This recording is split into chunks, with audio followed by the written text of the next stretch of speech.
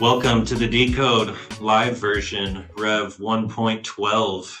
I am Daniel Stanfield from Aurora Boardworks, here with Sean Kincaid from KNF Electronics. And I'm Elias Malpavon with Metal Edge Services. Okay, well, we are all here at SMTAI in Chicago.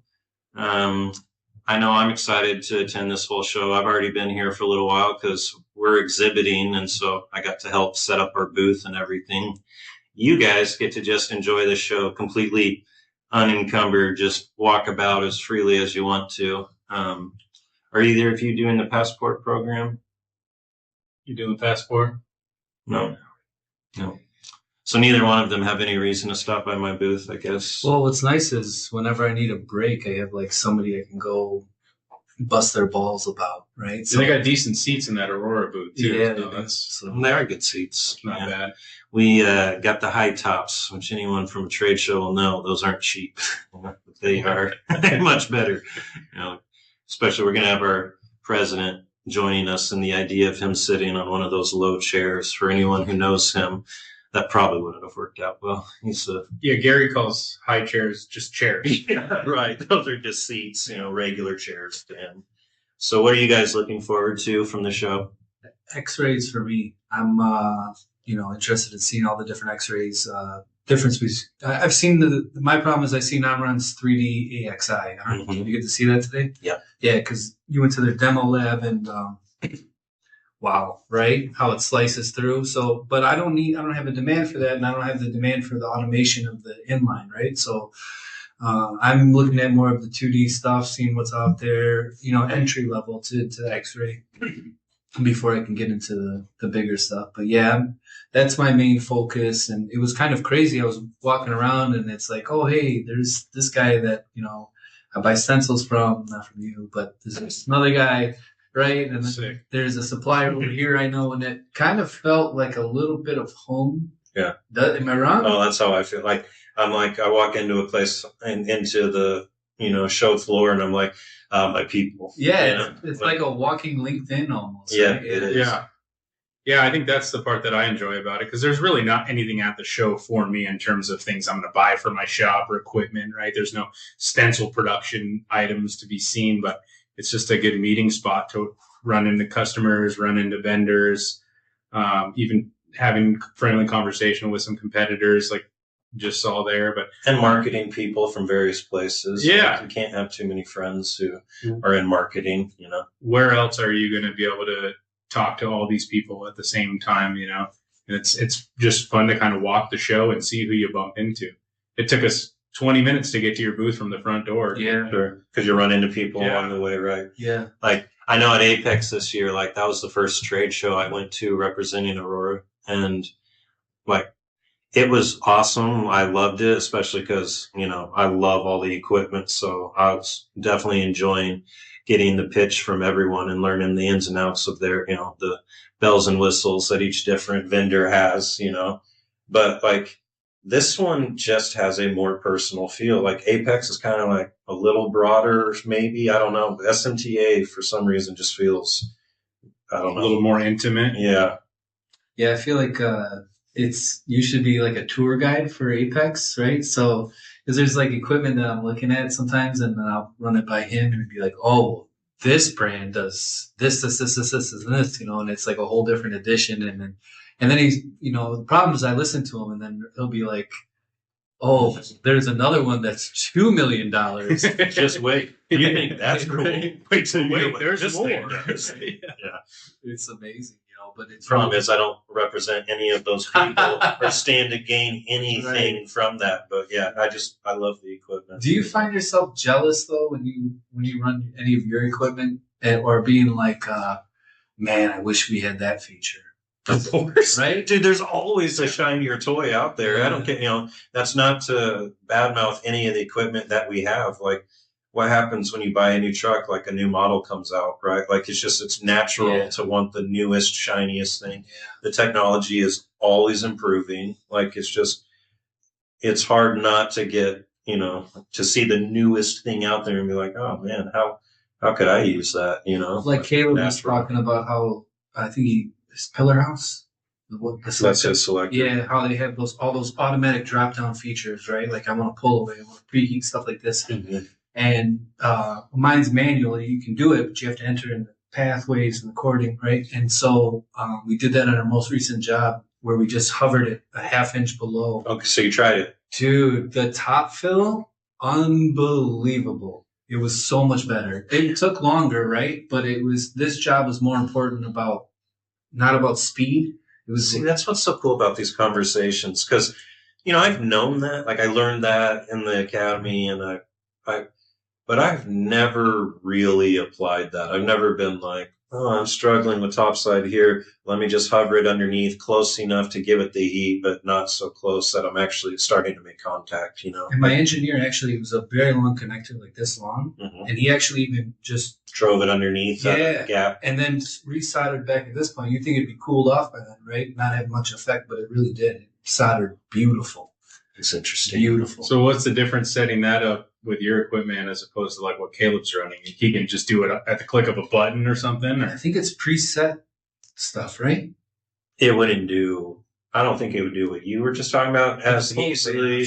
Like, I don't know if it would do the dwell where it's also a moving dwell back and forth or whatever, but it does have that dwell at a certain predefined height, distance away from it and all that. Yeah, it's a built-in characteristic. But how much do those conversations shorten the learning curve, right? Like if Sean's already tried something and then you're thinking about it, then he can share, okay, here's what I found. And then you then take that and apply it to your equipment. Even if it's a different manufacturer, mm-hmm. You've got some insight as to, what it was like for Sean to try it and how it worked and what didn't work. And then you take it and improve it from there. I think that's why our content works, right? Because we're putting these processes out there and people build on it. They either like explain it further, question one of the things you said, say, why aren't you doing it this way or whatever. But like, to be honest, it's never bothered me when somebody is like, why aren't you doing it this way? Sometimes I'll just be like, it's like, well, I've literally never considered doing it that way. Explain to me why there's a benefit to doing that. Sure. It's not like, oh, because I know better than you. It's like, hey, some of these practices, like, I'm a process engineer, but I didn't define every process that we have. Those processes existed before I got there. I'm trying to improve them, right. But I haven't necessarily broken down and redone every process that we have. Some of them are still essentially what it was when I started, Some of them there's a lot to get to. You don't have the time. Right. So, yeah, each depends on how macro you want to get, how deep you want to dive into the issue. I mean, you can spend a lot of time trying to optimize like one specific thing, and that might not be the most efficient use of your time. How cool would that be, though, to have one product that you made, just one board, and all the different aspects and different trials you could do? There's pros and cons to that, right? Yeah? Yeah, like, I know if you only have one product or whatever, sure, you're going to be perfecting that over time. Like, you better get super good at it if that's all you're doing. You better have a zero defect process, or else what are you doing? Right. But to me, my curiosity and my ambition and all that, I just don't know if it would be fed by one product. I love the high mix environment personally. I love getting a new job. I love getting brand new Gerbers. I love looking at new components for the first time, new packages, new stencil apertures that we have to figure out. It's. And that side terminated one you had the other day. Yeah. I guess, is that what it's even called? Side wettable flanks or something. Wettable side flanks. We talked about it on the podcast. You showed pictures of a post, I think, too, right? Mm-hmm. And I still didn't understand it until I talked to him about it one day. And then he started talking about it, and I was like, wait, are you saying that thing wicks up the side? Yeah, underneath it has literally no solderable surface on the bottom. And like we talked about it, I've seen the post, I read about the post, I've seen the pictures, and it didn't click, right? But then eventually... So you're saying I'm not doing a good enough job? No, I'm saying you had to go to somebody else to understand what I said. That was so challenging, right? Sure. That it took me 3 days to understand what you're talking about.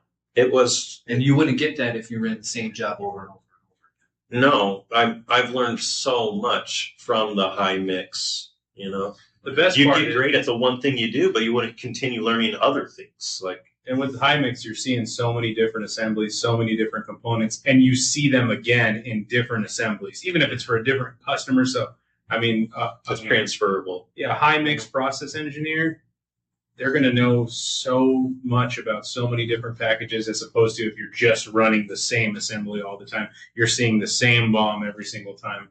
So, I mean, the diversity, that's really what feeds your knowledge base. Technically, every one of your jobs is high mix, right? Like, you know, Sure. I mean, They're almost all one of them, right? Yeah. yeah.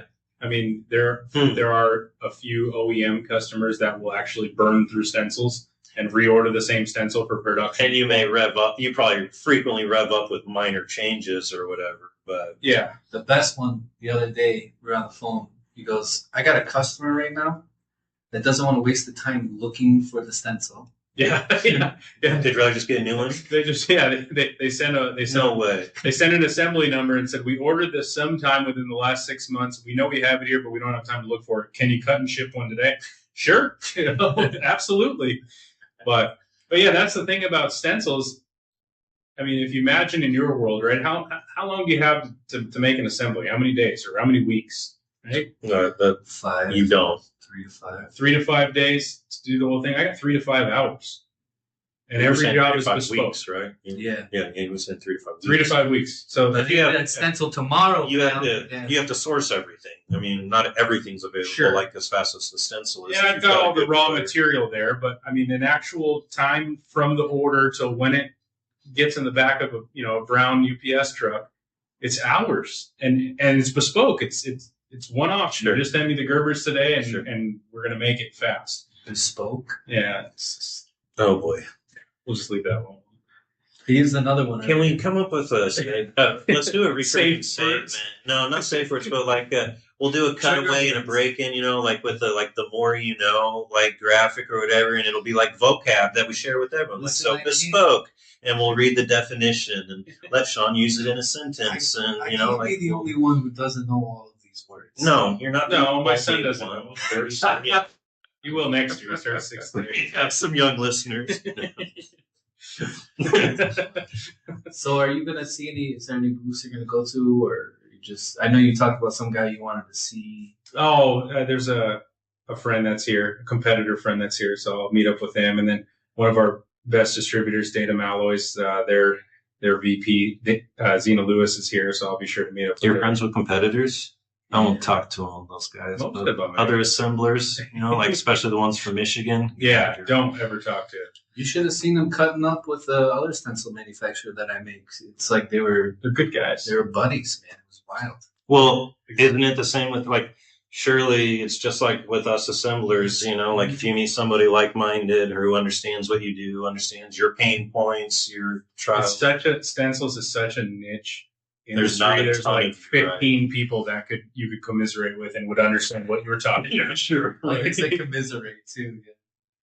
I spent 20 minutes. The man who shouldn't be named, and before we even got into the show with a local CM that's 10 minutes from my shot. Yeah, that was funny seeing him right out off the bat. We were talking for 20 minutes before we would even step foot in there. See him all over LinkedIn, and his content's way better than yours. But He's got the same Euro Blazer bar. equipment, but he's the one with the vapor face I told you about. Oh man, that's so cool. I want to see one of those in action. is it batch or is it online?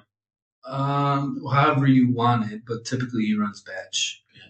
That's funny because a customer local to me that has vapor phase, there's this batch as well. Well, They've got traditional reflows online, and then they've got batch vapor phase. don't quote me on that. Okay. But from what I've seen, it looked like one board, because it's really cool. He's got glass where you can see him through here. And then he's got, you could see one board come in, you could see the vapor come on. So amazing. And then it poof out, and then the joints afterwards, it looked like leather. What blows me away about vapor phase is how perfectly controllable it is. There's zero risk of a single component going 1 degree above the chamber temperature or whatever. Right. You bring the whole thing up to the exact same temperature, and no, you don't have certain components that are going to take more heat than others, and all, like it's just stable. It's like a sous vide. Right, because when you're dealing with traditional reflow, you're kind of finding a happy medium, right? You've got these you can't components that are satisfy thermally like, everything significant. perfectly. Yeah. It's almost like a cheat code having vapor phase. Sous vide. It'd be sweet. Sous vide, yeah. You cut it open, it's consistent all the way through. And all the way through. Yeah. Should we just turn this into a steak cooking episode? I'm down.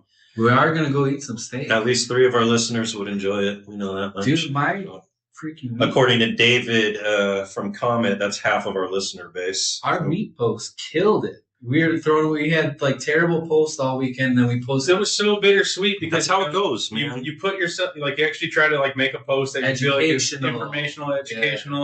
Yeah. You put it out there and like nothing happens, and then on Sunday night at 10 p.m. You throw a picture of a ribeye that you cooked, and like you get thousands and thousands of impressions. Right. And engineers love to eat. Like that's what I've found. They also like to bicker over different cooking methods. Well, you two certainly do. We're synced up there. Well, that's true. I mean, you've pretty much taught him everything he knows now at this point, right? Kind of. It's kind of true. When I first brought up sous vide, he was like, "Yeah, I use one of those to warm up my solder paste." I'm like, "Put your steak in there, bud." And he was serious, though. Yeah. I'll tell you what, though. I did a post on paste, and I was doing some reading and looking at different data sheets from different suppliers. And someone said so. Because somebody jumped on you and said, you never want to artificially increase the temperature of your paste. I know exactly who you're talking about. Yeah, we all do. But in your defense, the submersion warming of the paste up to room temperature was an acceptable method I saw in at least one data sheet. Really? Yeah. So in your face. Yeah, okay, but you literally just said really because you were surprised it was an exception. You were like, oh, well, somebody allows He'll edit that part out. He'll say, I know.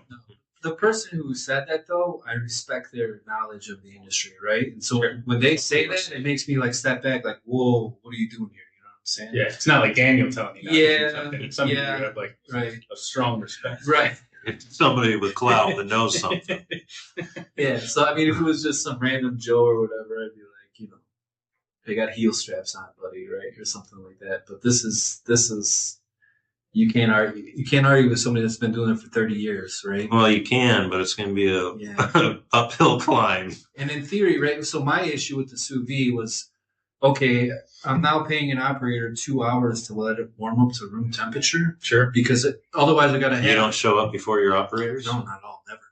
So, I got lucky. My maintenance guy comes at 4 a.m., right? So then I started having him pull it out. But that's the thing, though, is, he's 80 years old and he wants to retire. So that would only last for a little bit longer. And then, I got to make sure he has to communicate with the operator. Maybe I don't want the paste out that day. Maybe I'm not ready. Set a cobot up next to your fridge. Dude, I seen this. Have it open the door. I seen this machine in Mexico. Oh my God, it shakes all these cans, puts the labels on them, warms them up for you. Yeah. Unbelievable. It was a lot of money, though.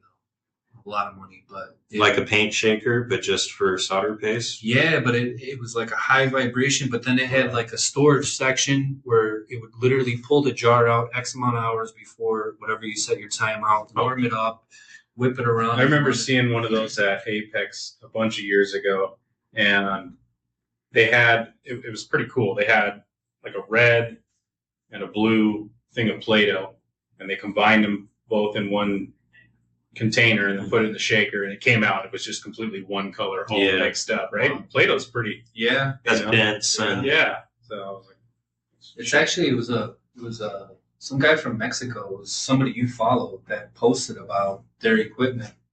I wonder who it was. Do you remember the company name? I went to. So I run all my purchases through the CEO, right? Because if it was up to me, I'd just pop, right? You need the shaker, right? Even though I'm going to be using 2 jars of paste this week, right? So, but I want this. I need somebody else to control the money when it comes to my wish list. Exactly, right? 100%. I can't get everything I want because we'd be broke. So she said no, so I kind of put it out of my head, but because I would buy everything. Dude, it was like 60 grand. Everything in the that's a lot. Yeah, but what's your ROI on that? But you could do 40 jars in that thing, sure. But I only have one pick and place line, right? So. That's the biggest challenge to running high mix, low volume is that makes it hard to get some of the most expensive and the greatest cutting edge stuff. Traceability. It's hard to justify how many boards you're going to run through said thing. It's just, that's the rub to all this stuff. Like, there's always that they first sell you, they never tell you the price first, right? Ever. Like, the first thing to sell you on all the features, all the things you're going to want, all the things you can add to it, all the great things it can do. There's the price. Right. And by the way, if you want this option that I talked about, this option I talked about, this option, then it just keeps going up and up and up and up. Yeah, you're right, though, because it's like a car, right? There's like the base model, but they showed you the one with the... You see on TV, $30,000 new Silverado, and then you go there, and you're like... I want the 6.2, I want 4-wheel drive. If the salesman was good, they would say, well, are you here for value or are you here for a number, right? Because that's what we just learned from Chris Shea on the show floor, right? So I love that line. It is a great line. What was the exact phrase? It was about... Are you here for value or price? I thought you were here for value. I didn't know you were here for price. I quote based on value, not on price or something like that. It was something that was amazing. I'm gonna have to talk to her again. Clearly, I don't know. I guess maybe we shouldn't speak for her because we'll have to see if we can get her on, right? And she can tell you the quote herself. Yeah. That'll probably be the best. Man, you weren't lying. She's a hoot. She's a fun guy. Yeah. Hoot, dude.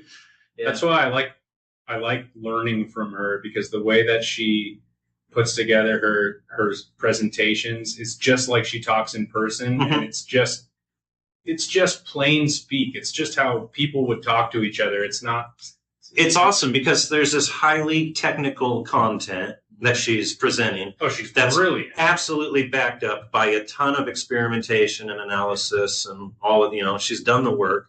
But it's just so easy to digest. Breaks it down in the most digestible form for anyone to be able to understand. So it doesn't take 3 days to learn about side terminated components. For some people, it probably does. Maybe it was you. I don't know. It might be.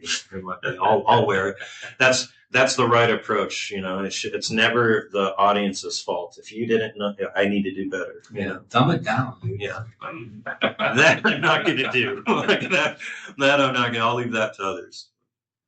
I'll pick up your slack for that. Okay, well, I think that's a pretty good discussion about our entry thoughts on SMTAI and what we're looking forward to, what we'll hope to see there. So thank you, everybody, for tuning in to Rev 1.12, and we will give you some more SMTAI-related content in Rev 1.13. Thank you. Wait.